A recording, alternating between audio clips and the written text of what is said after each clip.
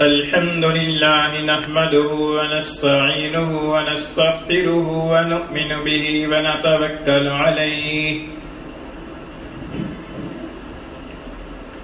ونعوذ بالله من شرور أنفسنا ومن سيئات أعمالنا من يهده الله فلا مضل له ومن يضلله فلا هادي له ونشهد أن لا إله إلا الله وحده لا شريك له ونشهد أن سيدنا وسندنا وحبيبنا وحبيب ربنا ومولانا ونبينا محمدا عبده ورسوله وصلى الله تعالى عليه وعلى آله وأصحابه وبارك وسلم تسليما كثيرا كثيرا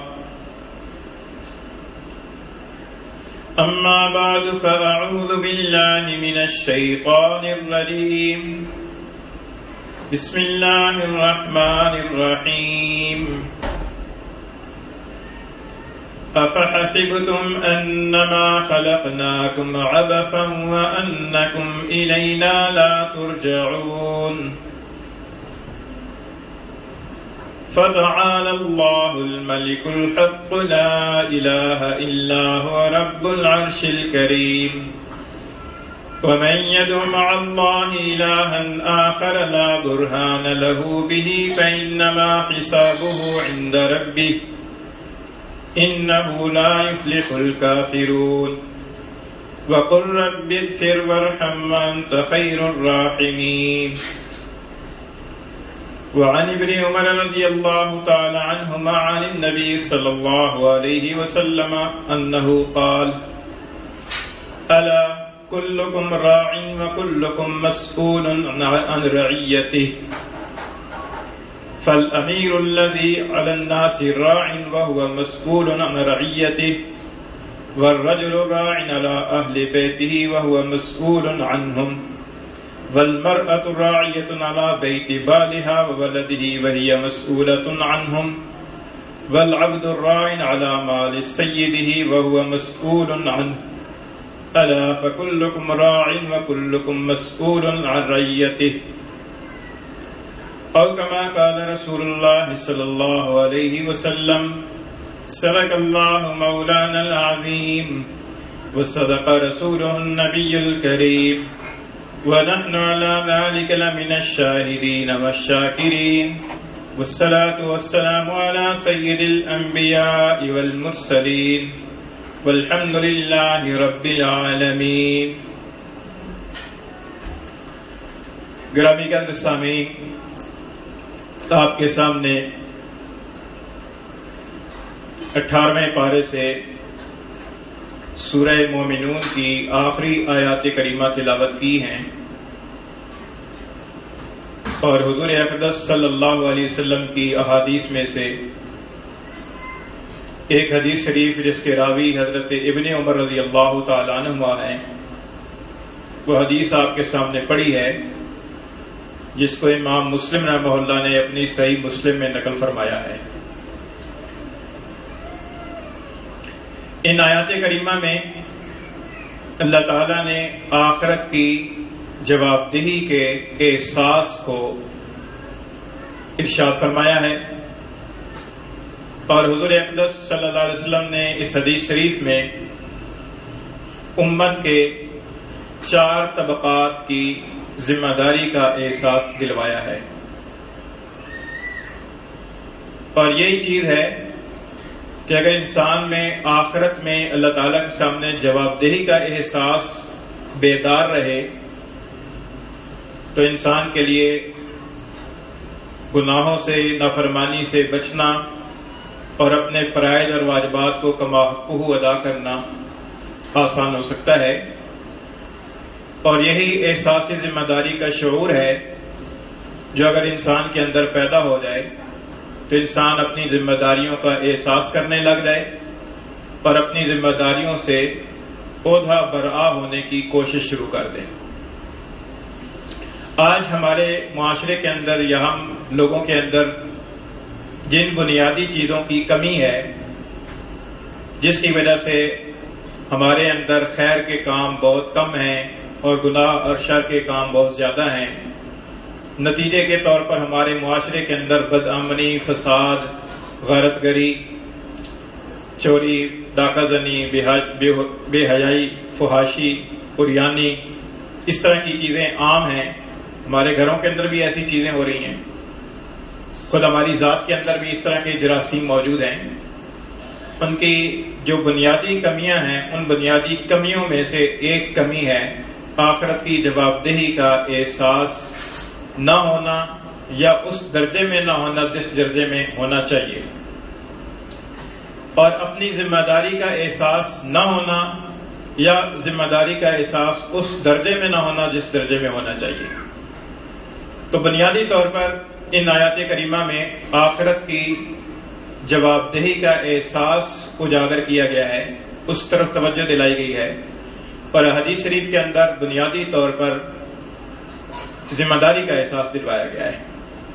آیات کریمہ کے اندر اللہ تعالیٰ کا ارشاد ہے، فرمایا کہ افحسبتم انما خلقناکم عبثا، کہ کیا تمہارا یہ خیال ہے، تمہاری یہ سوچ ہے، تمہارا یہ گمان ہے کہ ہم نے تمہیں بیکار پیدا کر دیا ہے؟ یعنی دنیا کے اندر ہم نے تمہیں پیدا کیا ہے، زندگی دی ہے، اعضاء و جوارے دیے ہیں، صلاحیتیں دی ہیں، جسمانی طاقت دی ہے، ذہنی صلاحیت دی ہے، عقل و فہم دیا ہے، اور پھر شریعت بھیجی ہے، احکام بھیجے ہیں، تو تمہارا کیا خیال ہے، تمہارا گمان کیا ہے؟ کیا ہے تم یہ سمجھتے ہو کہ تمہیں بیکار پیدا کر دیا گیا؟ یہ ایک گمان ہے، ایک سوچ ہے، جو ہم میں سے کئی افراد کے اندر یہ سوچ ہے یا وہ سوچ بنتی جا رہی ہے کہ انسان یہ سمجھتا ہے کہ بس ویسی ایک زندگی ہے، آئے، کھایا پیا، اپنی موج مستی کی، اور اپنی جو دنیا کی جو چیزیں ہیں آسائش کی وہ حاصل کی، اور بالآخر مر گئے اور معاملہ ختم ہو گیا۔ حالانکہ ایسا نہیں ہے، بلکہ مرنے کے بعد دوبارہ جینا ہے، مرنے کے بعد دوبارہ ایک زندگی ہے، اس زندگی کے اندر پھر انہی اعمال کے بل بوتے پر انسان کو جزا اور سزا کا سامنا کرنا پڑے گا۔ تو اللہ تعالیٰ فرماتے ہیں کہ کیا تمہاری یہ سوچ ہے کہ ہم نے تمہیں بیکار پیدا کیا ہے؟ جس طریقے سے تم زندگی گزار رہے ہو، جس طریقے سے تمہارا طرز عمل ہے، اس سے تو لگتا یہ ہے کہ تمہاری پیچھے سوچ یہ ہے کہ ہم نے تمہیں بیکار پیدا کیا ہے، حالانکہ یہ سوچ درست نہیں ہے۔ ایک ایمان والے آدمی کی تو یہ سوچ ہو ہی نہیں سکتی۔ دوسری بات فرمائی، وَأَنَّكُمْ إِلَيْنَا لَا تُرْجَعُونَ، کہ کیا تمہارا یہ گمان ہے کہ تم ہماری طرف واپس نہیں آؤ گے؟ نہیں، تمہیں مرنے کے بعد ہمارے سامنے کھڑا نہیں ہونا، تمہیں مرنے کے بعد ہمارے سامنے جواب دہ نہیں ہونا، کیا تمہاری یہ سوچ ہے؟ تو یہ سوچ بھی درست نہیں ہے۔ اگر کسی انسان کی یہ سوچ ہوگی کہ میں نے کسی کے سامنے جا کر جواب دہ نہیں ہونا، تو سوچئے کہ پھر اس کی زندگی کس ڈگر پر گزرے گی۔ جب اس کے ذہن میں یہ ہے کہ میں نے کسی عدالت میں، کسی جرگے میں، کسی حاکم کے سامنے، کسی بڑے کے سامنے میں نے جواب دہ ہی نہیں ہونا، تو پھر وہ کس طرز کی پر اپنی زندگی گزارے گا؟ مثال کے طور پر ایک آدمی جو ہے وہ کسی دفتر کے اندر ملازم ہے، اسے اس کا افسر، اس کا باس کچھ رقم دے کر کسی خاص کام کے لیے بھیجتا ہے کہ فلاں جگہ پر جانا ہے اور فلاں آدمی کے ساتھ یہ بات چیت کرنی ہے، فلاں ڈیل کرنی ہے، اور فلاں چیزیں خریدنی ہیں، اور پھر واپس آ کر بتانا ہے۔ تو اگر وہ آدمی رقم لے اور سنیما کی ٹکٹ لے کر فلم دیکھنے بیٹھ جائے، یا کسی سیرگاہ کے اندر گھومنے پھرنے کے لیے چلا جائے، یا بیوی بچوں کے لیے شاپنگ کر کے گھر پہنچ جائے اور آرام سے بیٹھ جائے، تو اسے کیا کہا جائے گا؟ اس سے یہی کہا جائے گا کہ اس کا دماغ خراب ہے، اس نے پلٹ کر جواب بھی تو دینا ہے نا۔ وہ آدمی کچھ تو سوچے گا کہ میں نے اگر گھپلا بھی کرنا ہے تو کوئی ایسے انداز سے کروں کہ میں آگے جواب بھی دے سکوں کہ میں نے کیا کیا ہے۔ یہ ایک چھوٹا سا واقعہ ہے۔ ہماری جو زندگی ہے یہ کئی سالوں پر مشتمل زندگی، یہ بھی اسی طرح کے واقعات سے لبریز ہے۔ اس طرح کے واقعات کے اندر جس طریقے سے آدمی دنیا کے اندر کسی اتھارٹی کے سامنے، کسی بڑے کے سامنے جواب دہ ہوتا ہے، اس سے زیادہ جواب دہ اسے آخرت میں ہونا ہے، اس سے زیادہ جواب دہ اسے اس احکم الحاکمین کے سامنے ہونا ہے کہ جن کی شان یہ ہے کہ لا تأخذہ سنۃ ولا نوم، کہ نہ اسے اونگ آتی ہے نہ اسے نیند آتی ہے، وما اللہ بغافل عما تعملون، جو تم کرتے ہو اس سے وہ غافل نہیں ہوتا، نہ اسے غفلت ہوتی ہے، اور وہ تمہارے اعمال سے تو باخبر ہے ہی ہے، وہ تمہاری نیتوں، تمہارے جذبوں، تمہارے ارمانوں، تمہاری خواہشوں سے بھی باخبر ہے، علیم بذات الصدور اس کی شان ہے۔ تو کیا ایسی ذات جس کی یہ شان ہو اس کے سامنے آدمی آسانی سے جواب دہ ہو جائے گا؟ آسانی سے جواب دے سکے گا؟ کہ جس رب کے سامنے صرف عمل ہی نہیں ہے، عمل کے پیچھے جو بیک گراؤنڈ میں نیت ہے وہ بھی اس کے سامنے ہے، جو جذبہ اور سوچ ہے وہ بھی اس کے سامنے ہے، جو ہیلے اور بہانے لوگوں کے سامنے کر رہا ہے وہ بھی اس کے سامنے ہے، کیا اس ذات کے سامنے جواب دہ ہونا آسان ہے؟ ہماری حالت یہ ہے کہ ہم دنیا کے اندر کسی جگہ جواب دہ ہونا ہو تو اس کے لیے تو بہت دوڑ بھاگ اور فکر کرتے ہیں کہ کسی طریقے سے ہم وہاں سے کامیاب نکل جائیں، لیکن اللہ رب العزت کے سامنے جواب دہی کا اتنا احساس بھی ہمارے دلوں کے اندر نہیں ہے۔ تو سوچئے کہ ہماری زندگی پھر اس سوچ کی بنیاد پر کس ڈگر پر چل رہی ہے؟ وہی ہونا ہے جو ہمارے معاشرے میں ہو رہا ہے، آخرت کی جواب دہی کا احساس نہ ہونا۔ خواجہ فرید الدین عطار رحمہ اللہ، کلام ہے ان کا، پنجابی کے اندر بھی کلام ہے، فرماتے ہیں کہ اٹھ فریدہ ستیا تیرے سو گئے نال نصیب، اٹھ فریدہ ستیا تیرے سو گئے نال نصیب، تو ستا تیرا رب جاگے تے ڈاڈے نال پئی فرید۔ تو ستا ہے غفلت میں، وہ سویا ہوا ہے، لیکن تیرا رب جاگ رہا ہے، تیرا رب جان رہا ہے، تو بڑے ڈاڈے کے ساتھ یاری پڑ گئی ہے، بڑی ڈاڈی ذات کے ساتھ پلا پڑا ہے، گو کہ وہ رحمان الرحیم ہے، اور گو کہ ہم اس کی رحمت کے بغیر کچھ نہیں ہیں، لیکن وہ اگر پکڑ پر آ جائے تو کون پوچھ سکتا ہے؟ پکڑ پر آ جائے تو کون چھڑا سکتا ہے؟ اس کی شان یہ ہے کہ لا یسأل عما یفعل، وہ جو کرے اس کو کوئی پوچھ نہیں سکتا، کوئی پوچھنے والا نہیں ہے کہ باری تعالیٰ اس کو کیوں پکڑا ہے اور اس کو کیوں چھوڑ دیا ہے، وہ جو کرے اس کو کوئی پوچھنے والا نہیں ہے۔ تو ایسی ذات کے ساتھ آدمی کی جاری پڑی ہے۔ اب کوئی آدمی یہ بھی نہیں کہہ سکتا کہ میں تو اللہ کا علیہ باللہ دوست نہیں ہوں، اللہ خود اعلان فرما رہے اللہ ولی الذین آمنوا، اللہ ولی ہے ان لوگوں کا جو ایمان لائے۔ جب اللہ ولی ہے ظاہر ایمان والے بھی ولی ہوئے، تو جب اللہ کے ساتھ دوستی اور یاری ہو گئی تو دادے کے ساتھ دوستی یاری پڑ گئی۔ ہم سو رہے ہیں لیکن وہ جاگ رہا ہے، ہم غافل ہیں لیکن وہ باخبر ہے، ہم ہیلے بہانے کر رہے ہیں لیکن وہ ہمارے ارادوں سے واقف ہے، ہماری نیتوں سے واقف ہے، ہم لوگوں کو دھوکہ دے رہے ہیں لیکن وہ ہماری دھوکے بازیوں سے واقف ہے، ہم لوگوں کے سامنے نیک بن رہے ہیں لیکن وہ ہمارے اندر سے واقف ہے، ہمارے باطن سے واقف ہے، وہ ہم لوگوں کے سامنے ایک پارسا بنے ہوئے ہیں لیکن وہ ہماری خلوتوں سے واقف ہے۔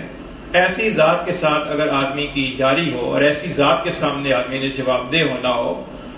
تو پھر آدمی کو سوچئے کہ کتنا چوکنا ہو کر رہنا پڑے گا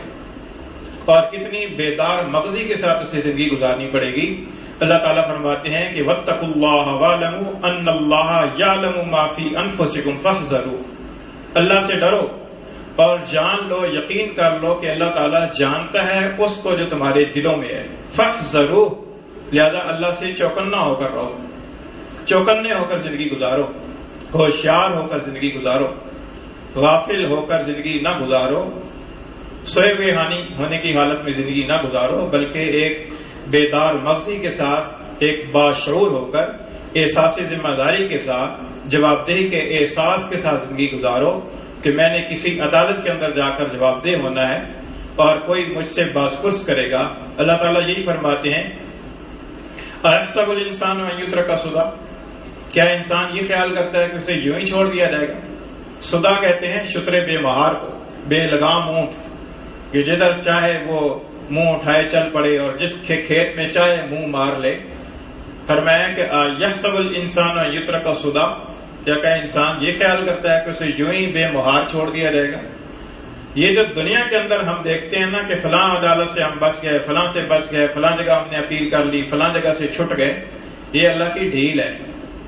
یہ اللہ تعالیٰ کی طرف سے ڈھیل ہے، اللہ تعالیٰ کی طرف سے آزمائش ہے۔ اللہ تعالیٰ گرفت کرنا چاہے تو کون روک سکتا ہے؟ بڑے بڑے بادشاہوں اور بڑے بڑے حکمرانوں اور بڑے بڑے با اقتدار لوگوں کی جب گرفت کا وقت آیا تو اللہ تعالیٰ کے لیے کوئی مشکل نہ ہوا۔ فرعون کو دیکھ لیں کہ نکلا تھا بنی اسرائیل والوں کا تعاقب کرنے کے لیے، ان کے پیچھے کرنے کے لیے اپنی لاؤ لشکر اور فوجوں سمیت اور ساری سواریوں اور ساز و سامان سمیت، لیکن انجام کیا ہوا کہ وہ اسی جگہ پر جا کر غرق ہوا کہ جس جگہ پر اللہ تعالیٰ نے موسیٰ علیہ السلام کو جس جگہ سے سلامتی کے ساتھ گزار دیا۔ تو اللہ تعالیٰ جب کسی کی گرفت کرنے پر آ جائے تو اللہ تعالیٰ کے لیے کوئی مشکل نہیں ہے، کیونکہ اللہ تعالیٰ کے لشکر ایسے ہیں کہ وَمَا يَعْلَمُ جُنُودَ رَبِّكَ إِلَّا هُوَ، تیرے رب کے لشکروں کو سوائے اس کے کوئی نہیں جانتا۔ پانی اس کا لشکر ہے، ہوا اس کا لشکر ہے، زمین اس کی لشکر ہے، آسمان اس کا لشکر ہے، بادل اس کے لشکر ہیں، جانور اس کے لشکر ہیں، پرندے اس کے لشکر ہیں، مچھر اس کے لشکر ہیں، اس کی ساری مخلوقات اس کے لشکر ہیں۔ اللہ تعالیٰ جس چیز سے جب کام لینا چاہے لے لے۔ تو اللہ تعالیٰ کے لیے گرفت فرمانا کوئی مشکل نہیں ہے۔ یہ جو ہم سمجھتے رہتے ہیں نا کہ بچ گئے تو کہتے ہیں کہ بکرے کی ماں آخر کب تک خیر بنائے گی؟ اللہ تعالیٰ جب گرفت فرمانا چاہیں گے تو پھر یہ ساری جو چیزیں جو انسان کو بچانے والی ہیں نا، یہ انسان کے خلاف ہو جاتی ہیں، پھر یہ ساری چیزیں الٹا پھرنا شروع ہو جاتی ہیں۔ اللہ تعالیٰ کے لیے کوئی مشکل نہیں ہے، لیکن اللہ تعالیٰ ڈھیل دیتے ہیں، آزماتے ہیں بندے کو، کوئی بندہ کہاں تک جاتا ہے، کیونکہ آخر لوٹ کر تو میرے پاس ہی آنا ہے۔ پھر اللہ تعالیٰ فرماتے ہیں کہ اَيَحْسَبُ أَن لَّن يَقْدِرَ عَلَيْهِ أَحَدٌ، انسان یہ گمان کرتا ہے، یہ سوچتا ہے کہ کوئی اس پر قدرت نہیں رکھتا، کوئی اس کو پکڑ نہیں سکتا۔ اللہ تعالیٰ کی پکڑ سے کوئی آدمی بھی بچ نہیں سکتا۔ اللہ تعالیٰ پکڑنا چاہیں تو یہ تو اللہ تعالیٰ کی مہربانی ہے، اللہ تعالیٰ کی رحمت ہے، اللہ تعالیٰ انسان کو موقع دیتا رہتا ہے۔ اللہ تعالیٰ کی طرف سے انسان کو بے بہا موقع ملتے ہیں۔ ایک انسان 60 سال کی زندگی کا ہو گیا، نافرمانی کر رہا ہے، پھر بھی اللہ تعالیٰ کی طرف سے مہلت ہے، اب بھی توبہ کر لے تو پھر بھی توبہ قبول ہو جائے گی۔ تو اللہ کی رحمت اور مہربانی ہے۔ اللہ تعالیٰ فرماتے ہیں کہ یحسب ان لم یرہ احد، انسان خیال کرتا ہے کہ اسے کسی نے دیکھا نہیں ہے۔ گناہ کرتے وقت میں انسان خیال کرتا ہے یا کوئی دیکھ نہ لے۔ اللہ تعالیٰ فرماتے ہیں کہ ایحسب ان لم یرہ احد، کیا انسان کا یہ گمان ہے کہ اسے کسی نے دیکھا نہیں ہے؟ فرمایا کہ الم نجعل لہ عینین، کیا ہم نے اس کی آنکھیں نہیں بنائی؟ ہم آنکھیں بنانے والے ہیں، کیا ہم نہیں دیکھ سکتے؟ جو اتنی بے شمار مخلوقات کو آنکھیں دے کر ان کو بینا کر سکتا ہے، کیا وہ خود دیکھے گا نہیں؟ ایحسب ان لم یرہ احد، انسان گمان کرتا ہے کہ اسے کسی نے دیکھا نہیں۔ اللہ تعالیٰ فرماتے ہیں کہ الم نجعل لہ عینین، ہم نے نہیں دی آنکھیں، ہمیں نہیں پتا کیا کر رہا ہے۔ تو اس لیے انسان کے اندر یہ احساس ہونا چاہیے کہ انسان کسی جگہ پر جا کر جواب دہ ہوگا، اس کی نیتوں کو جانچا جائے گا، اس کے اعمال کو پرکھا جائے گا، اس کے اعمال کا وزن کیا جائے گا۔ وہ صرف یہی نہیں ہے کہ دنیا کے اندر وہ دوسروں کو دھوکہ دے کر اور خود فریبی کے اندر مبتلا ہو کر اپنے آپ کو جھوٹی تسلیاں دے کر زندگی گزارتا رہے تو اس کی آخرت بھی بن جائے گی، ایسا نہیں ہے۔ یہ بہت ایک مشکل معاملہ ہے کہ انسان اپنی زندگی کو صحیح ڈگر کی پر لائے۔ یہ تو آیات کریمہ کا حاصل ہے۔ حدیث شریف کے اندر حضور اقدس صلی اللہ علیہ وسلم نے امت کے کئی طبقات کو ذمہ دار قرار دیا۔ فرمایا کہ الا کلکم راع وکلکم مسئول عن رعیتہ، خبردار تم میں سے ہر ایک نگران ہے اور ہر ایک سے اس کی نگرانی کے بارے میں، اس کی رعایا کے بارے میں پوچھ ہوگی۔ ہم تو یہ سمجھتے ہیں کہ بس حکمران وہی نگران ہے اور اسی سے رعایا، اسی کی رعایا ہے، اسی کی عوام ہے، اسی سے پوچھا جائے گا۔ حضور نے فرمایا کہ تم میں سے ہر ایک ہی رائی ہے، ہر ایک کی نگران ہے اور ہر ایک سے اس کی نگرانی کے بارے میں پوچھا جائے گا، رعایا کے بارے میں پوچھا جائے گا۔ پھر حضور اقدس صلی اللہ علیہ وسلم نے 4 طبقات کا ذکر فرمایا، امت کے 4 طبقات۔ پہلا طبقہ فرمایا کہ فالامیر الذی علی الناس راع وهو مسئول عن رعیتہ، کہ جو لوگوں کے اوپر امیر ہے، کسی قبیلے کا امیر ہے، کسی علاقے کا امیر ہے، ضلع کا امیر ہے، نام کوئی بھی ہو سکتا ہے، ڈی سی ہو سکتا ہے، وزیر اعلیٰ ہو سکتا ہے، کسی صوبے کا امیر ہے، کسی ملک کا امیر ہے، کسی تحصیل کا امیر ہے، تحصیلدار ہے، کوئی بھی ہے۔ فرمایا کہ لوگوں کے اوپر وہ نگران ہے اور اس سے اس کی رعایا کے بارے میں پوچھا جائے گا کہ اس کی ماتحتی کے اندر جو افراد ہیں، اس کی ماتحتی کے اندر جو مال ہے، جو اسباب ہے سرکاری، اس کے بارے میں پوچھ ہوگی کہ اس کے بارے میں اس کا رویہ کیا رہا، اس کے استعمال کے بارے میں اس کی انداز استعمال کیا رہا، وہ کس طریقے سے استعمال کرتا رہا۔ آج تو ہم یہ سمجھتے ہیں نا کہ یہ بہت بڑی ایک خوشی کی چیز ہے کہ کسی کو وزارت علیہ مل گئی، کسی کو وزارت عظمیٰ مل گئی، کسی کو صدارت مل گئی، کوئی ڈی سی بن گیا، کوئی فلاں عہدے پر چلا گیا۔ یہ عہدے کے ملنا جو ہے نا یہ بہت بڑی ذمہ داری ہے۔ عہدہ اس کو کہتی اس لیے ہے، عہدہ کا معنی ذمہ داری ہے، عربی زبان کا لفظ ہے عہدہ، اس کا معنی ہے ذمہ داری۔ تو یہ کوئی ایک آپ سمجھیں کہ پھولوں کی سیج نہیں ہے، عیاشی کا ایک ذریعہ نہیں ہے، بلکہ ایک بہت بڑی ذمہ داری ہے۔ اس ذمہ داری کا جن لوگوں کو شعور تھا ان کے واقعات پڑھیں تو حیرت ہوتی ہے۔ حضرت عمر فاروق اعظم رضی اللہ تعالیٰ عنہ کے واقعات بہت سارے مشہور ہیں۔ ایک مرتبہ حضرت عمر رضی اللہ تعالیٰ عنہ گشت کی پر تھے، ایسا یہ حضرات بھیس بدل کر گشت بھی کیا کرتے تھے اور لوگوں کی رائے بھی معلوم کیا کرتے تھے، کیونکہ آمنے سامنے تو کسی آدمی کی ہمت نہیں ہوتی نا کسی دوسرے کی برائی بیان کرے۔ سامنے تو لوگ یہی کہتے ہیں بہت اچھے ہیں جی، آپ بہت اچھا کرتے ہیں جی، یہ کرتے ہیں وہ کرتے ہیں۔ خوش آمدی ٹولہ بھی ہوتا ہے، اس کے اپنے مقاصد ہوتے ہیں، وہ منہ کی پر تعریف جھوٹی بھی تعریف کر دیتا ہے۔ مقصد یہ ہوتا ہے کہ میرا کام چلتا رہے، میرا الو سیدھا ہوتا رہے، یہ جائے بھاڑ میں۔